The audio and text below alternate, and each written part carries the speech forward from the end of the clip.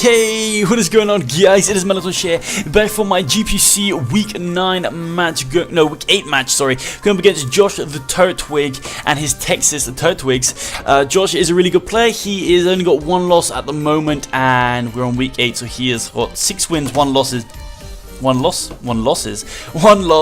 and it's a really important game for us. We're 4-3. If we go 5-3, we're right in the cut for playoffs. We're actually like maybe not in the playoff spot, but it depends how the other matches go, but it's likely would be either one off playoffs with differential the only thing separating us, or one with playoffs. And we do have, like, everyone is playing everyone except us. We have Bob week 10 who could potentially make a comeback week 10 if he is on his game.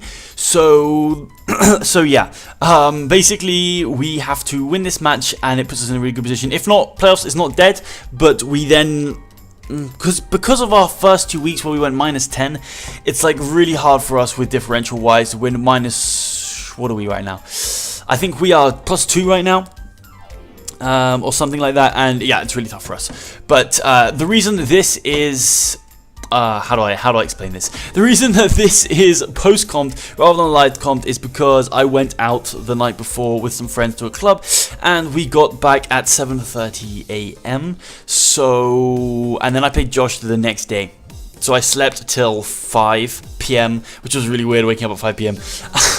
Please don't ask. I slept till 5 PM, and then me and Josh played at about 9:30, 10.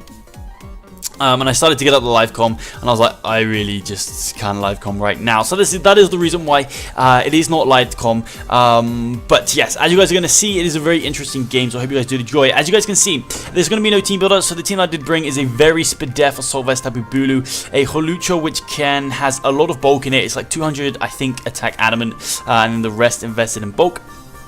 A physically defensive fortress. The only thing I have to switch into Omega Morwal, I am Okaberry, because that thing does get Fire Fang, and I am expecting to have Fire Fang. So I am Okaberry counter on my fortress. We then have a Soul Zancing Mimikyu with the Z move, very standard. It's really good when it comes, so I'm just bringing it. We then have offensive Neoqueen with the Life Orb and Stealth Rocks, really good against his team once again. He doesn't have many switch-ins outside of the Latias and the Slowking, but if I can get damage on the Slowking, that's really good for my Holucha. And then we have an offensive Kangaskhan with Power Up Punch and 3 attacks. So with that, I think I'm going to go ahead and lead with my Nidoqueen, just because it matches up against something like the Morwal. He may want to surprise lead me with that, which would not be great. It matches up reasonably well against the Shaman. It matches up well against the Heatran as well. And to be honest, I think he's either leading, and the Persian. I think he's either going to lead Persian, Heatran, or the Morwal. So I am going to lead with my Nidoqueen here. As we're going to see, I'm going to put it on slow. My opponent does lead with the Persian, so expecting him not to want to stay in here, because Persian can do a lot for his team. Like, it can check Kangaskhan with foul plays, and it can potentially be like Choppleberry, something like that for my Holucha, and can kind of check Mimikyu as well. I can take one hit and go for foul play, but not too much. So I figured that he would want to not go for the taunt, but he does go for the taunt, so I'm going to Stealth Rock here. So Josh getting a better me on this play, but now I'm just going to fire for Sludge Wave. I don't see him going Tran on the Nidoqueen or the Morwal, so I do think he's going to go Latias, and Sludge Wave is going to be doing the most damage out of the moves I do have. So I'm just going to fire for Sludge Wave here as he does go in. That does a clean 40% with the special attack drop, so this is not hit max HP Latias, as Josh pulls a smart double out into the Morwal, just seeing what I want to go out into, knowing that I'm probably not going to go into anything that can really threaten the Morwal. As I'm going to go into my Bulu, as it is my only really check. I do have the Mega Horn for the Latias, and I'm going to go out into my Fortress, as my opponent is going to go for the knockoff, getting rid of my Okaberry. So here I'm going to click Volt Switch, because he either takes me out with a Fire Fang, or he switches out as he doesn't have Fire Fang. So he does switch out, telling me he probably doesn't have Fire Fang, or he's scared for some reason it's not going to kill. So I'm just going to go for that Volt Switch as he goes into the Shaman. So I can just go into my Bulu. Like I said, I'm Assault Vest, very, very Spadef. And I can threaten this thing with a Mega Horn. So I'm going to switch out. So I'm going to click Nature's Madness on the Heatran switch in.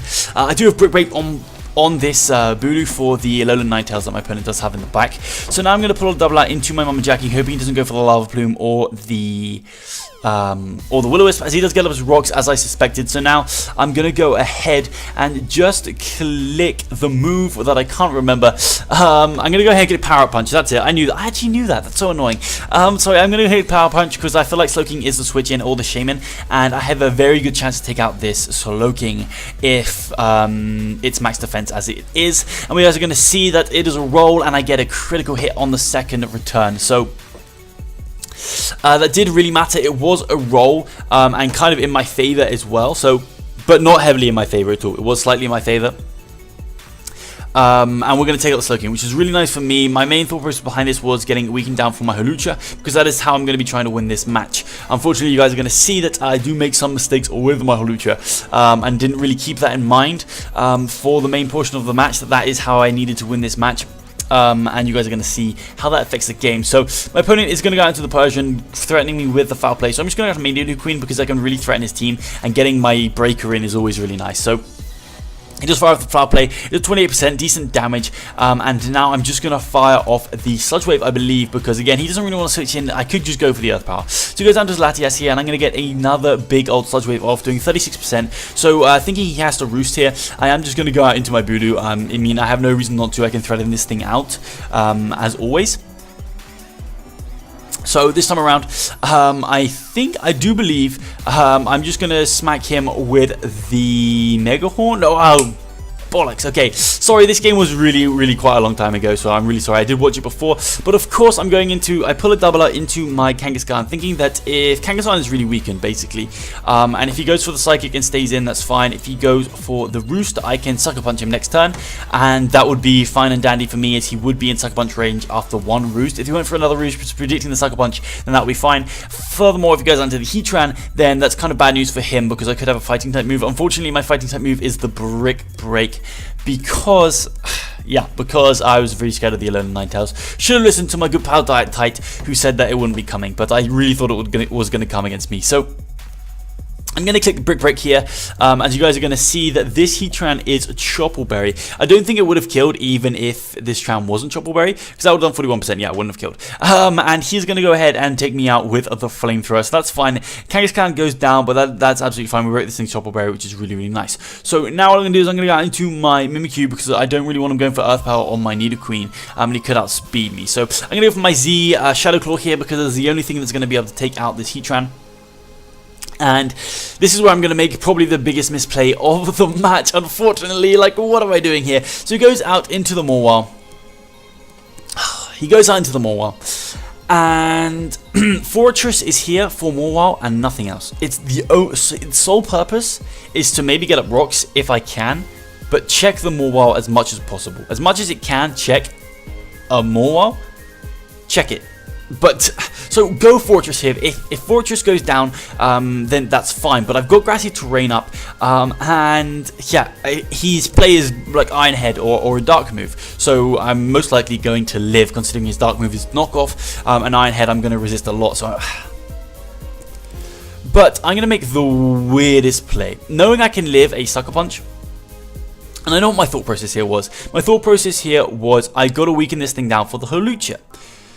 But then I'm going to forget about Holucha later on, as you guys are going to see. So, I'm going to go for the Swords Dance here. I know I can get a huge chunk off on this thing, knowing I can live a Sucker Punch.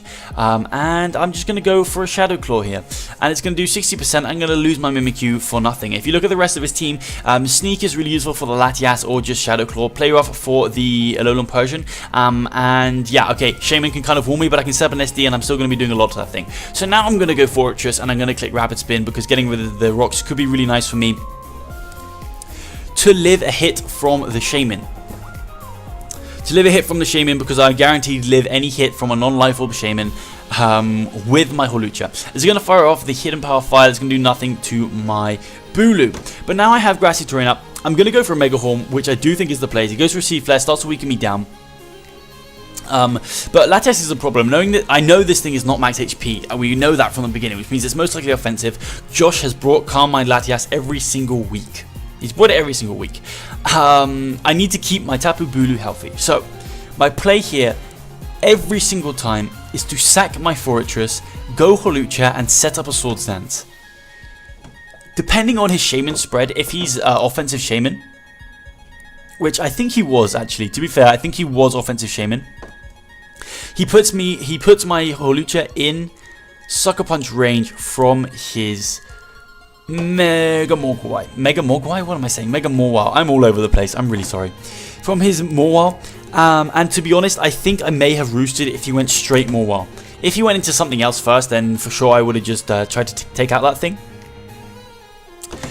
But alas, I do not. I'm just going to go ahead and stay in here. I'm going to click Woodhammer, because I figured if he wants to switch out into his Mawile on the Mega Hornets is going to absolutely chew it as it 4 times resist it. And he can do that, so I can Wood Hammer and get big damage off. It is a roll, and he's going to fire off another Seed Flare and kind of weaken me down quite a bit, especially with the Wood Hammer damage. You get special attack drop. As you guys are going to see, I do get the roll with another crit. It actually kind of could have been better for me if I didn't get the crit, because I would have no way I would have sacked the Bulu. And I would have done the play I should have done, even though I really wasn't thinking about it at the time. I really should have been thinking about that. Like, it was a really bad play, let's be honest. It was a really bad play. So, we're going to take out the Shaman, but we're still 4-3 up, and there's potential to win this game. Holucha is looking really good. My opponent is going to go out into the Latias here. I'm going to go into my Fortress just to sack it. But remember what I just said. Josh has brought Calm Mind Latias every single freaking week because it's just so great. It's so good. Calm Mind Latias with Soldier is so good. He has brought different items on it each week. But it's so good. So my play 100% here is the Volt Switch. It wouldn't have saved anything, but I'm gonna go for the Earthquake, trying to sack off my Fortress, and he's gonna Calm Mind as I go for the Earthquake. I didn't have Gyrable or anything to get damage off. My only other move was Volt Switch, and I didn't want to Volt Switch out into something. And I don't know. I don't really know what I was thinking there. I actually can't even explain that one. I'm gonna go Bulu, and that is basically game. So just to talk about the importance of this game a little bit now. We are now 4-4, sitting at -1. And I think there are 8 teams in Division A, which is the division we're in, and the top 7 teams in Division A have a chance at playoffs. Oh, like a good chance at playoffs. Like 7 teams in Division A are...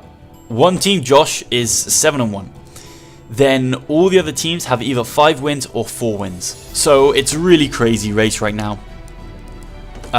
We are playing Good Boy Troy next week. I'm actually having that match in about an hour and a half.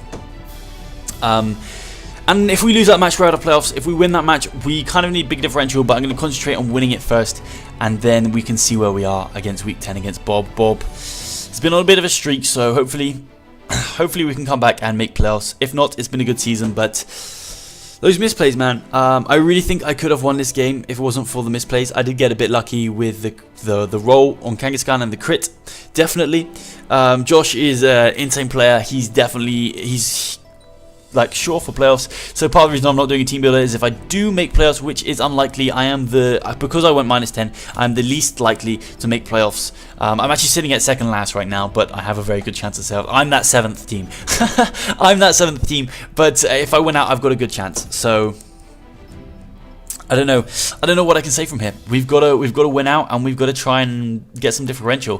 That's going to be all from me today, guys. I'm sorry this video was an absolute shambles. I'm really quite tired, and I'm just going to give you guys excuses. You guys don't want to hear me cry, but it's going to be all from me today, guys. If you guys did enjoy today's video, I hope you did. Please leave a like rating down below. But if you're feeling like an absolute legend, make sure you're going to smash that subscribe button. But other than that, you later.